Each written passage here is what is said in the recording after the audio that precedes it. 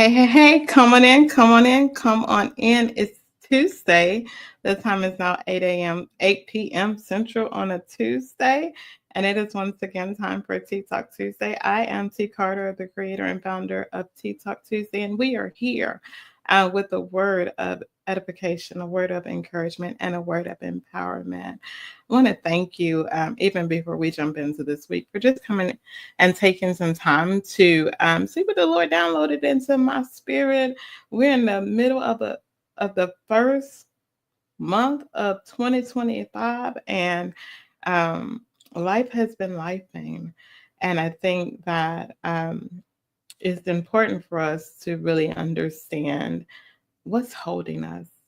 If you've been with us for the last couple of months, you know that we've been in the story of the children of Israel tracking their process, from the Egypt into the promised land. And so we have been in the book of Joshua for a couple of weeks. And so we're going to start there, just for a little bit of a recap of last week. We talked about Joshua 3, where the children of Israel were commanded to cross the Jordan. And there were similarities to when they had to cross the Red Sea. But when I crossed the Jordan, there was no one chasing me. So I had to make a decision to step into what I believe God is calling me to do, even though there was no point of reference on how this thing is going to work out. But I have enough confidence knowing, according to Romans 8, that we know that all things work together for my good. But sometimes there's worry while I'm working. And so we encourage you, even if it seems impossible, even if it defies reason and logic, to remember that faith is not a feeling. And the same God who brought me out is the same God who's going to deliver me now. And as we transition into Joshua 4 and 5, we're still focused on the stepping into God's promise. And what we must understand is that before we can embrace God's promises, we have to address what's holding us back. And so if you go into Joshua 4, what we know is that after crossing the Jordan, the Israelites set up 12 stones as a reminder of God's miraculous power and his faithfulness in this process. And just as the Israelites were commanded to remember their deliverance, it is important for us when we face challenges in life, when we don't know how situations are going to work out, to trust God's track record, to remember that God is faithful, how he brought me out of things that I didn't think that I would come out of, that I'm on a place now where I'm grateful for his deliverance. I'm grateful for the closed doors. I'm grateful for the no. I'm grateful for the struggle. I'm grateful for the times in the dark place, the places in my life. And I use them as markers as I go into this next season, into this next dispensation, to understand that the same God who did it before is the same God who will do it again. We know that the Lord is not slack concerning his promises. If he promised it, he'll do it, and it shall come to pass. We know that heaven and earth will pass away before one word from the Lord falls to the ground. And so no matter what you're facing today, I know the news has been challenging. There's a lot going on, not only in the U.S., but globally. But I want to encourage you to remember God's faithfulness. The same God who was with us during COVID, the same God who was with us when the stock market crashed, the same God who was with us when the housing market crashed, the same God that was with some of us when we didn't know how we were going to pay our bills, when we didn't know how our children were going to make it, when he brought us through sickness in our body and things that the logic would have said this will be the end, but what we found out is that condition was not the conclusion. And I just want to encourage you that God is faithful, and we know that no matter what we face, God's purpose will prevail. And so I want to encourage you to believe that sometimes God takes us back, not to punish us or because we're regressing, but so that we have a marker for how far we've come. And so I want to encourage you again to remember to not get so caught up in the battle that's in front of you that you forget the victories that you've won in the past. Sometimes we talked about it, I believe, last week, is the fact that Goliath shows up. The fact that I am faced with an impossible situation, the fact that this thing has really caused me to question is an opportunity for God to show himself strong. We understand that we know in whom we believe. So many are the afflictions of the righteous, but the Lord will deliver me out of them all. And so I just want to encourage you not to look for destruction, but to look for deliverance, because God is faithful. He who began a good work in me shall complete it and perform it. And so I just want to encourage you again to remember. But we also learn from this story, as we go into Joshua 5, that before moving further towards the promise, God commanded the Israelites to circumcise the males that were born in the wilderness. And I believe that this act symbolized the cutting away of this old life, that God was renewing the covenant that he made with Abraham. And so we understand that cutting away it was a circumcision, but that represents the cutting away. And while this was about skin, I believe that circumcision can also represent the cutting away of habits and mindsets or distractions that we picked up in a wilderness season, that we picked up when we were running in cycles. We were going, and this was a season where it seemed like I can only go so far, and then I found myself right back where I started from. But as I get ready to exit that season and to go into the promised land, I have to make a decision to separate myself. The Bible says, come out from among them and be ye separate. And so I just want to encourage you, if you believe in God, to come out. If you feel like you're in transition, that we're on our way out. The things that sustained me in the wilderness will not allow me to enter into the promised land. And so while I'm in this transition, while I'm in this place where I'm no longer in the wilderness, but I'm no longer in the promised land, I'm in this place where I'm preparing to do what God has called me to do in order to receive my promise. I want to encourage you not only to embrace the cutting away and let God circumcise your heart, let God circumcise your habits and your mindsets, and the things that distract us, the things that hinder our relationship with God. But the other thing that I realized is that the Israelites stayed in Gilgal until they were healed. And sometimes, if we're not careful, we like to rush the healing process because it's uncomfortable. God, okay, you cut me. I went through deliverance and I'm ready to go.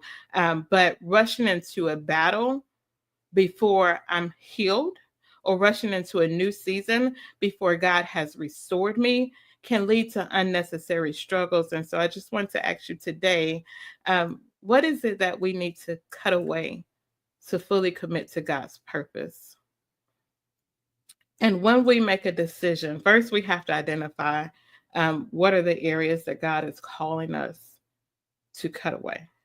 What are the things that God is calling us to come out of? It may be mindsets, it may be habits, it may be relationships, it may be the way that we speak about certain things.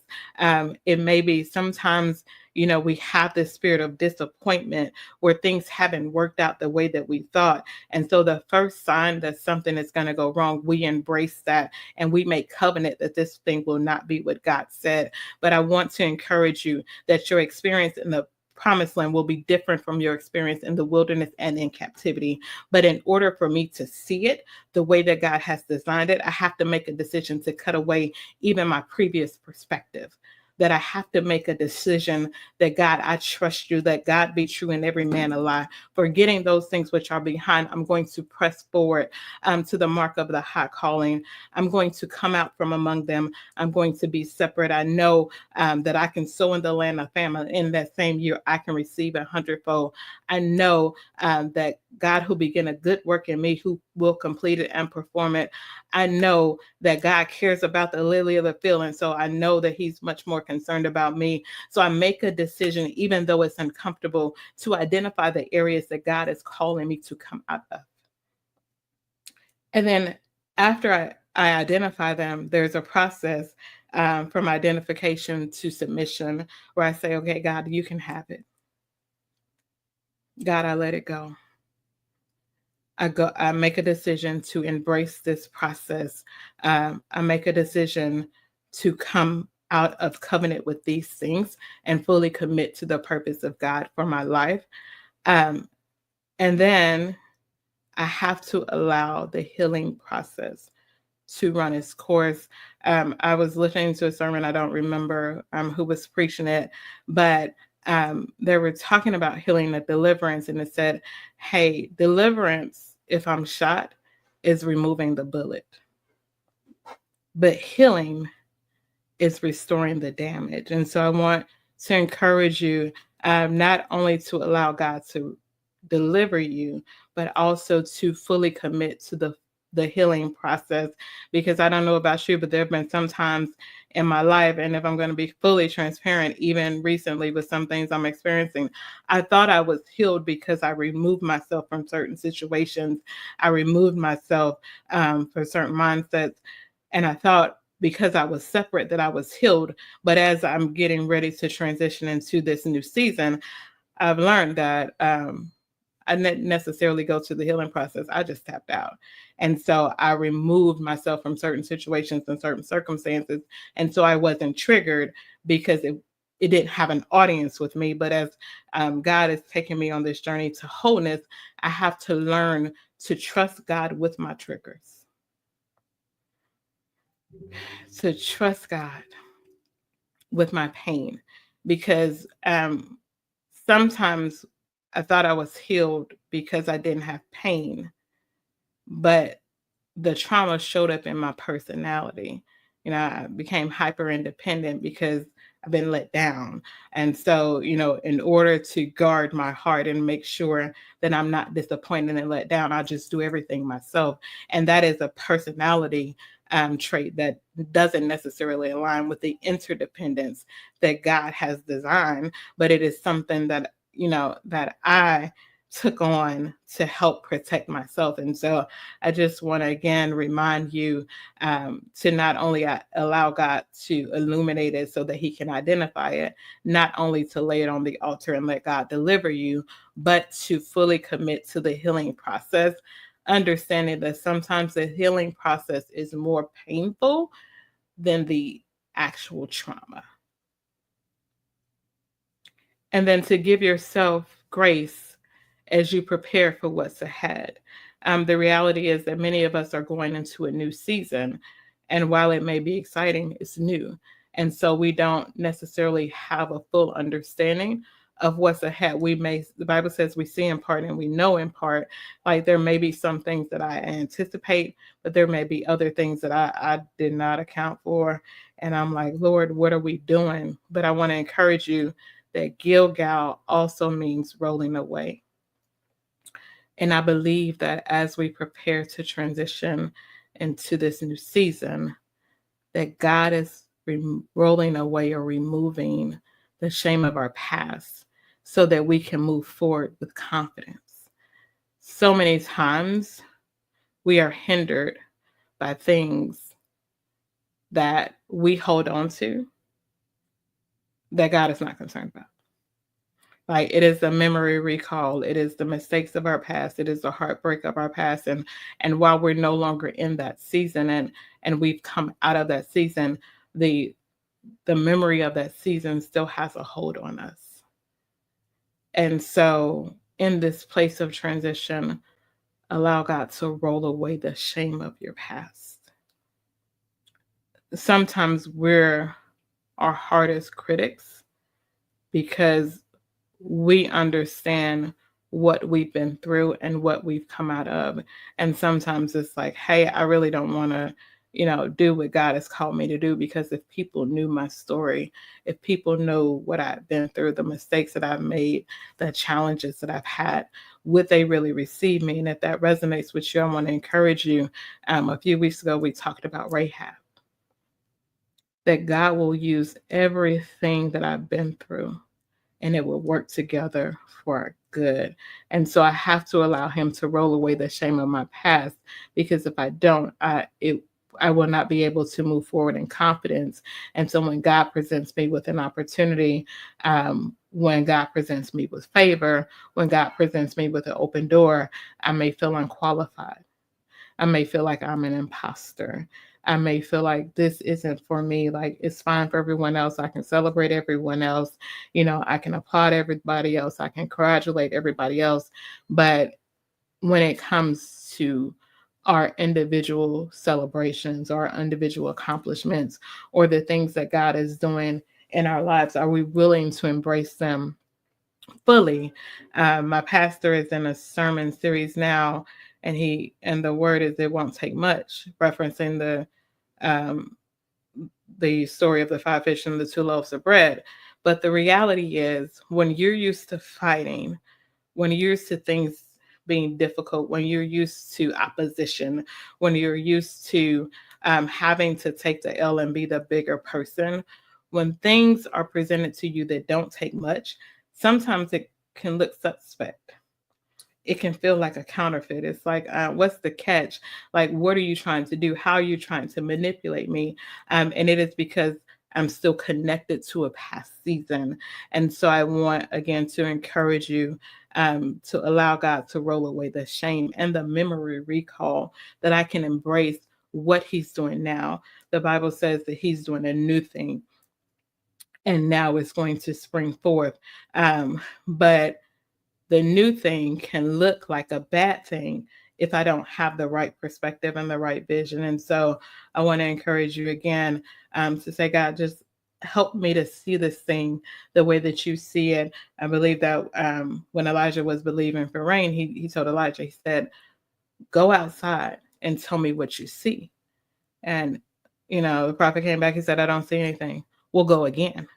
Because just because I don't see it doesn't mean that I'm going to let go of what God said. I know what God said, and I'm not going to change my focus. I'm not going to shift my perspective, because it does not yet appear that it will be what God has said. I know that because God said it, I'm going to hold fast. I'm going to hold fast to my confession of faith, because I know that it has a great recompense of reward. And so I just want to encourage you, if you looked and it doesn't look like God, look again. You're looking at a situation, you're looking at a relationship, and it doesn't look like God, look again. And look again. And look again. And look again. Because if God said it, and you know that God said it, it has to be, it has to manifest. It has to be what God said, because we know that God is not a man that he should lie, nor the son of man that he should repent. If he promised it, he'll do it. If he said it, it will come to pass. And so I just want to encourage you to look again. And then also to celebrate the new season. After the Israelites went through this process, they had crossed the river Jordan, they had circumcised themselves, they had gone through the healing process, and they stayed in Gilgal while they were healing, and God rolled the shame of their past away. The next thing that they did was they celebrated the Passover, and they were able to eat the produce of the land. And that may not seem significant until you remember that they spent the last 40 years eating manna. And when what God has sustained me with dries up, it is a mark that a new season is about to start, because manna was only required in the dry season. It was only required as I was walking around in the wilderness. And so while I am comfortable with manna and I'm used to manna, the fact that it dries up means that God is shifting me into something else. And so I want to encourage you not only to embrace this new season, but to look at the changes in your life as an indication, not that something is going wrong, but something is going right. This may be the time for which you have been created. This is the purpose for which we have been sent. We understand that even if you think about when we started this journey, that the children of Israel, they exited Egypt because they cried out to God, and he came down to rescue them. But what we realize is that the reality of God's intervention sometimes does not meet our expectation. And so sometimes we think if God's going to do it, it's going to look glorious and it's going to be all of these things. But God not only needed to deliver me from Egypt, but he needed to deliver me from a mindset. He needed to deliver me from my hiccups and my hangups and all of these other things that did not align with the will of God. And so I want to encourage you to see the dry season, to see the shift in the atmosphere, not as necessarily something bad. It may not be the devil. It may be God answering your prayer. And we have to learn how to celebrate the new way that God provides for us as we grow in our faith journey. The reality is, I'm not crying over manna because it's no longer relevant. I'm not looking for manna because I no longer need it, because now I have produce. And so I have to change my appetite because I've been conditioned to manna, I'm being conditioned to the same thing over and over and over again. But as I transition into this new season, I have the produce of the land, which means I have options. That means that my palate has been expanded. I have access to more opportunities. I have access to different things that even from my appetite. So my appetite has to shift. I have to be open to try new things. I have to be open to things that I may not have experience with. And sometimes I believe that God stops old provisions to encourage us to trust him in a new season. Because even though the season may be different, God's faithfulness is the same. So I want to encourage you again to embrace this shift into a new season, because we know that God didn't bring us this far to only bring us this far. We know that greater is he that is in us than he that is in the world. We know that he who began a good work in us will complete it and perform it. And so I just want to encourage you to identify what's holding you back and to let it go. Because I can't hold on to the old and embrace the new. And if I'm going to be honest, my challenge isn't with letting go of what was. My challenge is that I don't really understand what's about to be. And I may not have control of how this thing is going to work out. Because if I knew 100% how this thing was going to work out, I would let go of what's holding on to me. But in order for me to walk into this new season that God has designed, I have to trust him in the process. I have to trust him when I can't trace him. I have to go back and remember the times that he brought me out. He did it before, he'll do it again. Even if I find myself in the valley, I know that he's with me. No matter what happens, if the enemy comes in like a flood, I know the Lord will lift the standard. So what can mere man do to me? I made a decision that I'm going all the way with Jesus. I made a decision that it will be God or it will be God. It's either going to be God or it's going to be God. And so there may be a river in front of me. The Jordan River may be flooding. I may not have a way of escape in the natural, but I've made a decision that it will be God or it will be God. And the only way that I will see the manifestation of God's promise in my life is for me to go after what he's called me to go after, for me to embrace it, for me to take a step. And so I just want to encourage you to let go so you can step in. Sometimes we're delayed because we have baggage of a past season. I got to let it go. I have to let it go and trust God that if you brought me to this mountain, you will give me the strength to climb it. If you allowed this in my life, then good will come out of it. And so even though it may not feel good, even though I may not understand, even though I may feel like I'm misunderstood and it isn't fair and it isn't equitable, and this is not what people promised, this is not the way that I thought this thing was going to turn out, I've made a decision that it will be God or it will be God. And so I'm not going to tap out on the process. I'm going to trust you even when I can't trace you. I make a decision to release what I've been holding on to so I can enter into my season of recovery. And if you're familiar in Samuel, David, when it was all said and done, they took things from him. He was out doing the work of the Lord. He was out he was out helping and fighting and doing things that would have been honorable. And when he got back to his house, everything that he had been plundered.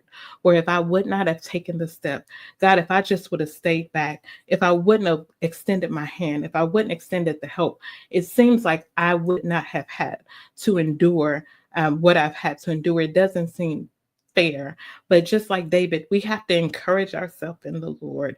And what David asks, I believe it's in Samuel 30, he said, shall I pursue and will I overtake them? I'm not worried about what they stole from me. God, I want to know what is your will concerning this situation. Shall I pursue? Is this a battle that I should fight, or do you have this? Because I don't have time to engage in any battles that aren't mine. Yes, it broke my heart, and yes, it broke my spirit, and yes, the people I tried to help are ready to stone me, but God, shall I pursue? And will I overtake them? Because I need to know what you're calling me to do before I go out. Because on this journey, it may feel like they're going to overtake me. They're going to get the best of me, that I'm not going to make it. But I got a word from the Lord that says, I shall pursue and I will overtake them. And we know that at the end of the story, if you're familiar with it, when it was all said and done, when the battle was over, David recovered all.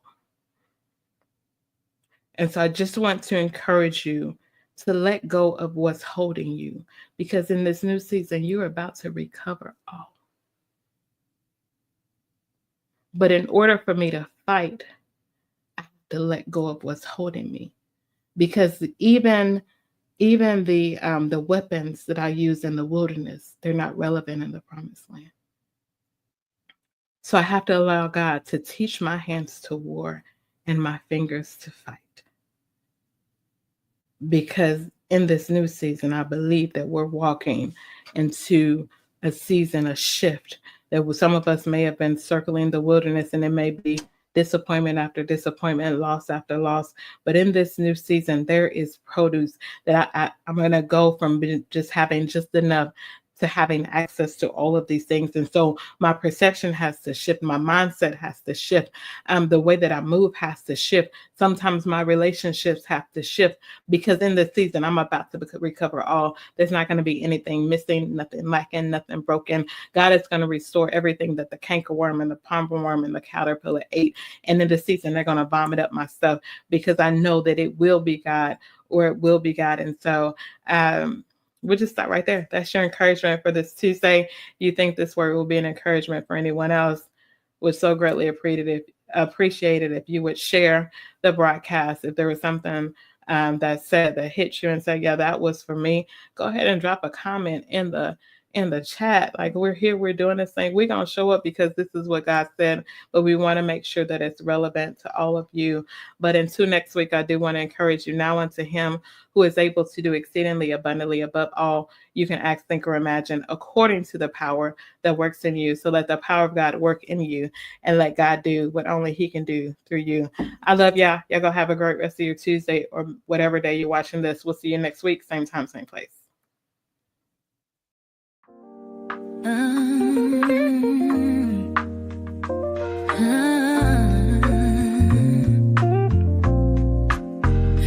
When the